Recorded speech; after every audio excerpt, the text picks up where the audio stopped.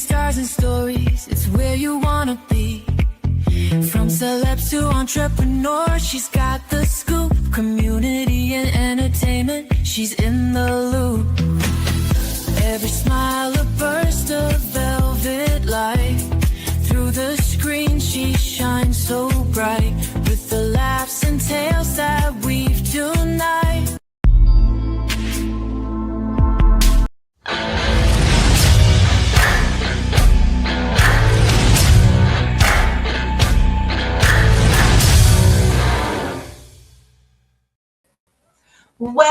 Well, welcome to another episode of SKST Radio, and you tuned in to the Grayson show, and tonight is one of those good old summer nights that we're hanging out with Jesse Appleseeds again. How you doing there, Cam? I'm good. How about you? I'm doing wonderful. Okay, look at him. You can tell he cool. He got the shades on and all on the inside of the building with all his bright lights, shining in. He's like, ain't nothing gonna kill my coolness. You good, but you don't have to. If you're gonna be cool like that, that's all good. So what you been doing since we talked to you last? A lot. I got to work. There's some news. I'm doing a documentary. Okay. On one of my college coaches, Keith Mr. Jennings. Okay. Played professional behind Tim Hardaway. He played with Latrell Sprewell, Chris Mullin for the Warriors. Played like 8 years overseas in France. Was Player of the Year. Wow. This was my head assistant coach at Bluefield College, now Bluefield University. Nice. You've been busy. I've been real busy since the last interview. Wow. So, we were talking clothing line the last interview. We were talking music the last interview. And then you was talking about this executive business thing hat that you got on now. Yeah. So, I'm going to get right into it. So let's talk about the documentary. Let's talk a little bit about the documentary. Okay, this documentary is how it came about was I have a coach, Keith Jennings, that I've been connected with since college. Been back and forth, talking with him, communicating with him. And to be transparent, I actually got into a couple binds in my life where I was like homeless and down bad, out of town. And he actually helped me out and looked out for me. Wow. And I'm saying this for a reason because during those times when I was going through that, I always told myself that I'm going to do a documentary on my coach, because just certain things that he literally helped me with through college and things that I'm still living now. And we're going to touch on that in the documentary. But I'm just very grateful for the things that he showed me and just how he didn't treat me like everybody else, treating me like I was an outcast or like I was a sore thumb or like I wasn't wanted. He always treated me like I was supposed to be treated. And I just want to, shed light and give him his flowers while he's here. Right. And just, shed light on it. He's also not donating, but is going to be dedicated to his sister, Karen Jennings, who passed away. So I know what he's going through for us because I lost my sister as well. So we have that similar thing going. So yeah, we just started, brewing that up here. Probably it's been going for maybe a year and a half, but the pieces just start really aligning as far as me going to the games and stuff like that because he lives in Culpeper, Virginia. Okay. Yeah, I never heard of Culpeper, Virginia. Right, exactly. It's a long way from here? No, it's about a 3-hour drive and 6 hours on the train. So it's not too far from Maryland and Baltimore, stuff like that. Yeah. So. Well, I want to touch on something that you were talking about. You talked about the homelessness, and you were talking about how people treated you. And so, how did it make you feel when you realized that people were you said you feel like an outcast? I know you said that part, but not only did you feel like an outcast, but in your mind, what are you thinking? Are these people that you helped along the way, and then it was your turn that didn't help? You didn't get that reciprocation back. So then the outside person actually helped you. So tell me a little bit about that. It's that you exactly hit it on the nose. It was people that I thought that could get that help back from, that lived with me, that stayed with me and my mom. scrambled with me that I thought. But in the grand scheme of it, it was my fault. I took full accountability for depending on other people to help me out. But the fact that the universal God sent my coach out of nowhere, it's a story of my life. My high school coach, Coach Blow, I'm pushing to try to do a documentary about him, but I don't know. But I'm just throwing it out in the universe, you know what I'm saying? Right. Because me and his son is best friends, Katie Blow. Shout out my guy, Katie Blow, the Oracle, man. But yeah, so it's like those same people turned their backs on me, called me all type of names, talked about me to people who I introduced them to, and it just kind of like it was bad. It was bad. Yeah.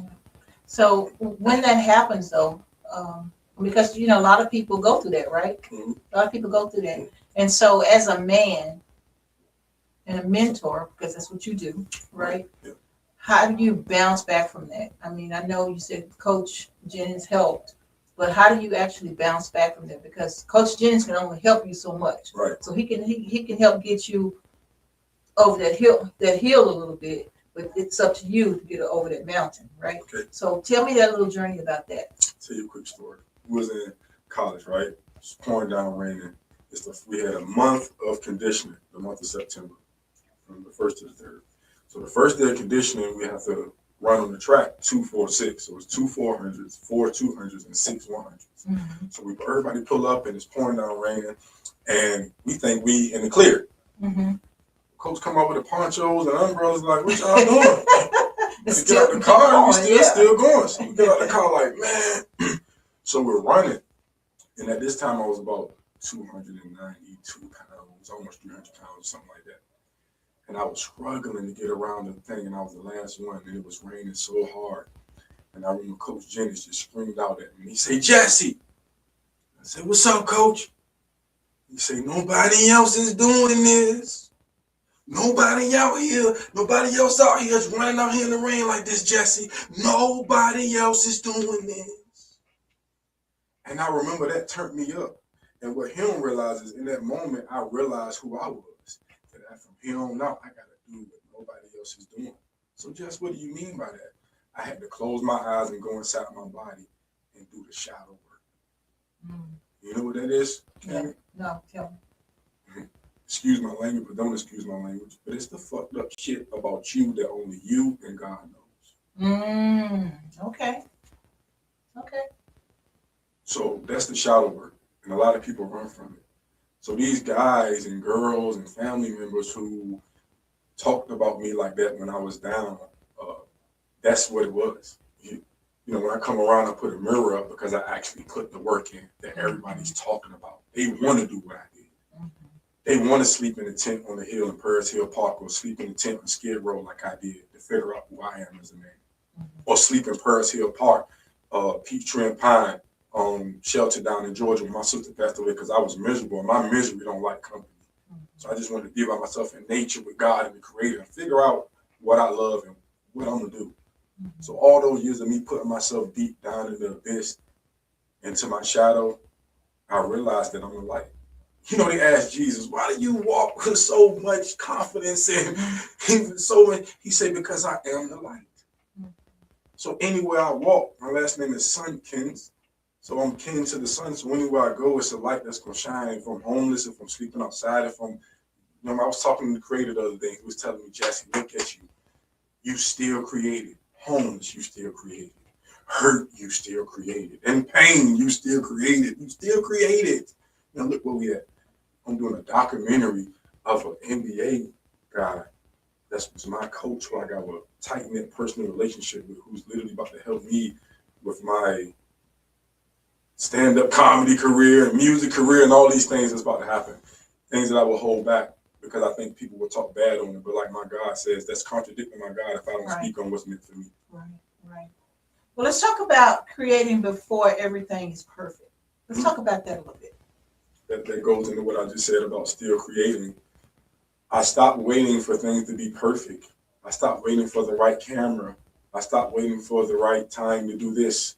Or I stopped waiting, I'm shooting with my phone. I'm doing things that, I'm not waiting anymore.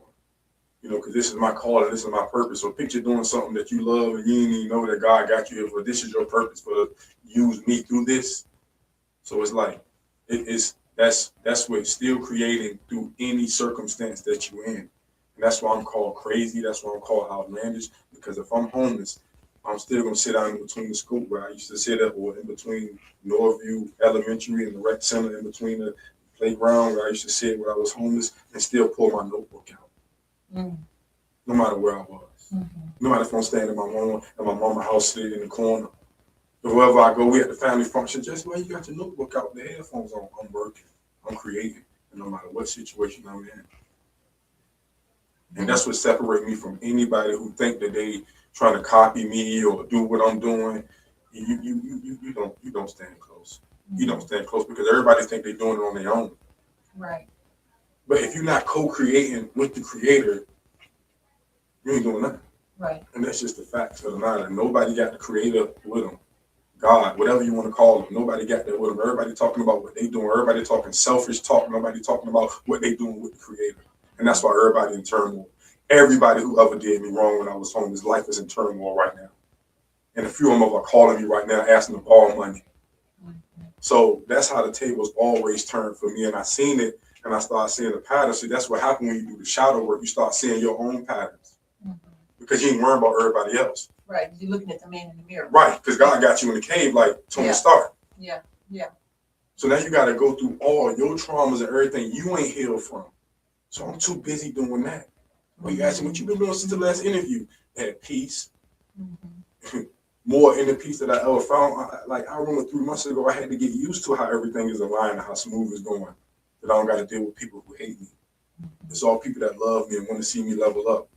See, it's like a well or a dirty sink faucet when you first do the plumbing. It's all shitty water when it first comes out. Right. But if you keep letting it go, it's going to be clear water. So I'm at the clear water. And it's nothing that nobody can do. Right. Not even me. Not even when I tried to self-sabotage it, there's nothing that I can do to stop what's about to happen. For 40 years, I was running. Well, so this journey that you're on right now, so how long what was the time span of this journey? Do you think it was 2 years, a year, a few months? I'm gonna tell you what's so funny. I just did the calculations the other night because I just really wanted to know. But it's been 18 years. It's been 18 years. So think of that. Think of somebody who's trying to be like me, who's trying to copy me, who's trying to do what I'm trying to do, trying to be in secret competition with me, and you don't have 18 years of experience of God putting you through the forge fire. Wow. Yeah, that's a lot. You know what I'm saying? So people need to step back and just worry about themselves. Because when you start looking over here, you're going to get burned by the sun. That's why when I walk in the room, it's like that. You know, I'm just being honest. We're in the fourth dimension. When they say Jesus coming back, it's just the truth realm. So it's outside my net that's fulfill what I'm feeling. So I can't lie to you. This is me being totally honest and transparent. And I was forced through the fire to sit in the cave and not speak while people talk bad on my name, while people created narratives about me that wasn't true. This is my opportunity now to change all those narratives and come back and set the record straight for all those narratives, no matter how long ago it was. This is my story, and I'm telling it. I'm a part of it. See, so people always try to tell my story and leave me out of it. I said, Katie, I was talking to my best friend. I'm like, why you talking to Katie? I got more woods. I'm like, why y'all think everybody goes so crazy when I post something online and they comment and crashing out and all this, that, and the third? They say, Jesse, because you got all the information. And they scared that you're going to burn everything down because that's what everybody doing. They lying about their story that I'm involved in and leaving me out. But then as soon as I just come on and just tell my regular story, it's a problem. I was told that I didn't go to college. I was told that I went to Nowhere University, Cammie. Wow. But I have a whole coach that's about to do a documentary with me who I went to college with, Cammie, who's my college coach. But what is that? That's hate. And then there's somebody that's been watching your career more than you. You've been watching me. If you're telling me about everything in my career, I'm like, dang, I forgot about that. See, that's what haters do. That's what envious people do.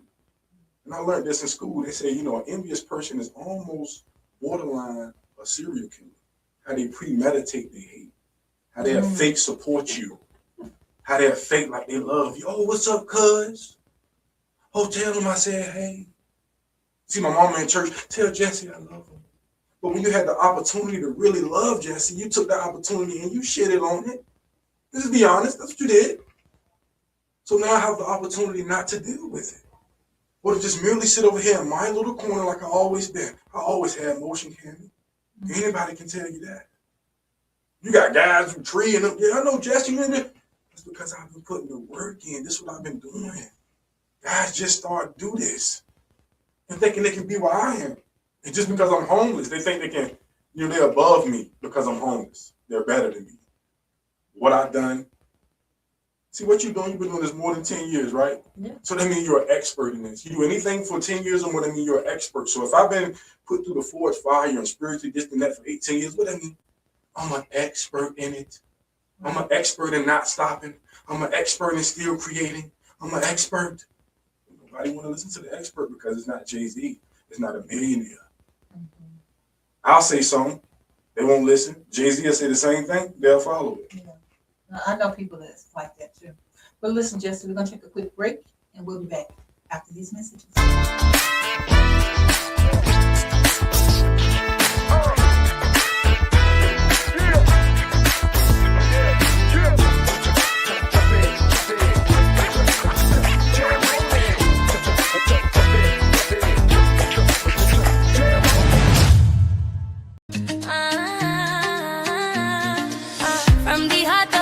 Where the waves rise high. Rain magazine, we lift and amplify. Stories of love, of strength, of pride. Giving back, standing tall, side by side. We are the rhythm, we are the voice. Community rising, making bold choice. On short drive, we shine, we soar. Rain magazine, forever, evermore.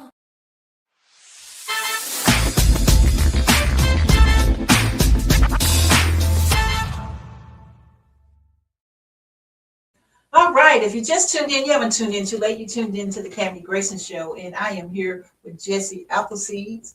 And man, he is laying it down on the line. I mean, he is just getting the waves all clear and the water all blue and, just making it happen. So we're going to keep going, though. We're not going to stop. We're going to stop. So I got a final bullet here, and it is building your true moon sunset ecosystem, the hug. What's all that about? Okay, first I gotta backtrack you. Okay, it started with New Breed Order. That's something that I was starting with my sister. She has to be the first lady of New Breed Order, but she passed away. So when she passed away, I kind of just lost the love for representing whatever it is. I just gotta be transparent and honest. So just recently here, when I was working on the feminine side of New Breed Order, unknowingly, which is True Moon Sunset, New Breed Order being a masculine, I come to find out that I've been working on New Breed Order the whole time. I just been working on different legs of it. Because let me show you. You see the tattoo? Mm-hmm. This is a chaotic star. So if you count it, it's 36 points in it, right? Mm-hmm. But in the chaotic star, because I was explaining to the guy who was doing the tattoo in California, I was telling him what New Breed Order meant to me. So as I'm telling him this, what he's writing up. So I asked him, I told him, what did this mean? So he says the chaotic star is 36 points. But he said, I was explaining to him the ecosystem now that I'm working on, but I didn't have a name for it. Mm-hmm. So he said it's chaos. It's a bunch of chaos, but it's order in the chaos. Okay. So I can see that. Yeah, so that's so the 36 points is True Moon Sunset, the hug, the True Moon Sunset Network, the media point side of it, the music, the fashion, all of it is every conversation from each part of the ecosystem has a conversation with either other part of the ecosystem. Mm-hmm. That's why people don't do stuff, because you have to build an ecosystem. You can't just do one thing. To be a millionaire, you have to have 7 sources of income. And I'm not talking financially, I'm talking sources of income, like resources mm-hmm. and things of that nature. Mm-hmm. So you have to build an ecosystem, things that feed other things. See, people think they're making money when they profit off money, but they don't make money until money deletes itself. Right. That's when you're making money. When money is not doing nothing at all but deleting itself, then you're making money. The real people who deal in money will know exactly what I'm talking about when I say that. I can go deep in depth and but it'll be the rest of the interview to actually really break down what I just said. But to the real people who know money know exactly what I just said. No real money is made until money cancels itself out. Right. Okay, so you mentioned that you've been working on these different components, right? The ecosystem. So do you, and this is just for our audience who's listening and resonating with what you're doing, are you doing business plans for each of these ecosystems? Are I know a lot of times with me, nothing's real until I put it on paper, because I got SKST, which is special case special. That's the mothership. And then I got the PR agency, and then I got the graphic design, and I got the books, and so all of it starts with that topping, right? So how do you get those visions and keep them in order? Because you didn't know, you said you were working on all this stuff and didn't even realize it. So how are you tracking what you're doing moving forward now that you know that you're on the same path that you and your sister started off with? That's why I'm able to come out now and make it public, because for 18 years I've been doing it in private. So when the creator came to me and told me that I have to make it public, I had to organize it. So what I did was, you break stuff down and, okay, what's your philosophy, right? So for my philosophy would be the new breed order. That's more so not branded. That's more so just like my philosophy on how I got through everything. That's just like who I am. That's just like me, right? The True Moon Sunset would be considered the brand, right? The umbrella company, right? And then you got the True Moon Sunset Network, right? That's to be the media side. Then you got True Moon Sunset as a merch or fashion. That's the clothing side. Then you have the hub, which is the music and the media all meeting up in one place, healing, unmasked, and grounded. Healing under God and healing under grace. So the hub is the place for the True Moon Sunset Network, the philosophy of the New Breed Order, the people, that's my kind of people that go by that, and the network. So it all corresponds. And then the hub is like the headquarters for all of it, where we come in, kind of let our hair down and, heal. Yeah. Well, how do you balance all this? Okay, I gotta get enough. So one of my main rituals is, because I can't turn it off, I'm always thinking about a new idea or a new this or new that. So my ritual is yoga and Tai Chi. I do a lot of Tai Chi on the hour, even when I'm at work, stretching, like you said, putting it on paper, writing everything down. Because when you don't write it down, it's just in your head. So that's the way I balance it out. And then I have days where I just do nothing because I have so much material and so much things that I'm just waiting to like align, because nothing happens until everything is aligned. You can have the money. I know people that do 100,000, 200,000 in business ideas and it didn't happen because it just wasn't aligned. So to be patient for the creator and stuff like that, you can't rush nothing. So to balance it out, you have to be patient. You have to be still and be able to listen to God and take your shoes off and get in the grass and earth and, allow the universe and hug a tree. All these things are, people think I'm just making something up, but these are all things that I do to balance. Things help me let me know, okay, well, today we're working on the True Moon Sunset Network. The first 3 shows are Jesse Appleseeds Unleashed. The next day I wake up, okay, we're working on the soundtrack for the documentary for Coach. Okay, tomorrow I wake up, I'm doing nothing but working out. I'm running 7 miles. I'm doing nothing. When I get back to the house, I'm doing nothing but stretching, yoga. I may call my mom. This is my conversation night where I call back all the people who I didn't, answer back on the texts and missed calls and stuff like that. So I let the universe flow through me. I don't control nothing. So I handle what I can control, which is being on time for things and, communicating when I'm not going to be on time and communicating and those things of that nature. That's what I can control. But the things that I can't control, I literally be still and I give it to whatever created. Right. Well, you made a good point too, because once people can rely on you, knowing that, okay, he'll be here or he'll text or he'll let us know, what's really going on, that smooths it, right? For whoever, is professional and being on time and prompt, that's showing that you do care, you value their time as well as your own. And so that, I love that part, because every time you've made your appointments here, you've been here, you know what I mean? Yeah. And so I appreciate that. And that's something that, people who's trying to do what you're doing, they need to know that you just, some people just don't care. It's all about them. And so the path that you're moving in, I hope that you keep that path going. I really do, because I feel like you've seen the man in the mirror. Like you said, you've identified who you are. You see what you like and you see what you don't like. And no one can change that but you and the man upstairs. But I'm saying, even he gives you freedom, to do what you think is best. So if you've done that and you already know, I'm telling you, I'm the person, and I don't care who here this is. I'm the person that if you do me wrong, I'm done. I don't care who you are. Right. Right. I don't care who you are. Right. If I can't trust you, and if you're not the person that I feel is for me, because I'm gonna give 100%. Right. If I got it, you got it. That's the way I roll. But if I'm out, you don't have to worry about me anymore. It might hurt, like you done lost a family member. It might hurt, but just guess what? God will take care of it. He'll mend that heart. Family members with an S, but and the thing is, they still family.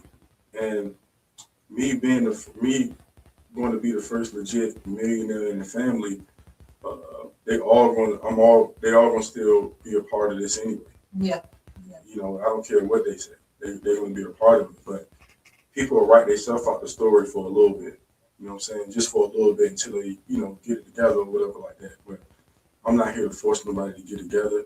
I'm not here to chase nobody anymore or show anybody who they are or things of that nature. Like I love that stuff though. I love showing people who they are. It's like my love language is to show you who you are. But it's a boundary on it now. So it's a real boundary on it. And like I got this thing now where I don't, unless I really know you need it, I don't help nobody or give them advice unless they ask me 3 times. So if somebody come and say, Jesse, can you help me with this? I'll ignore them. They ask me the second time, I'll ignore them. They ask me the third time, then okay, you really need my assistance or you really need my advice on this topic or whatever like that.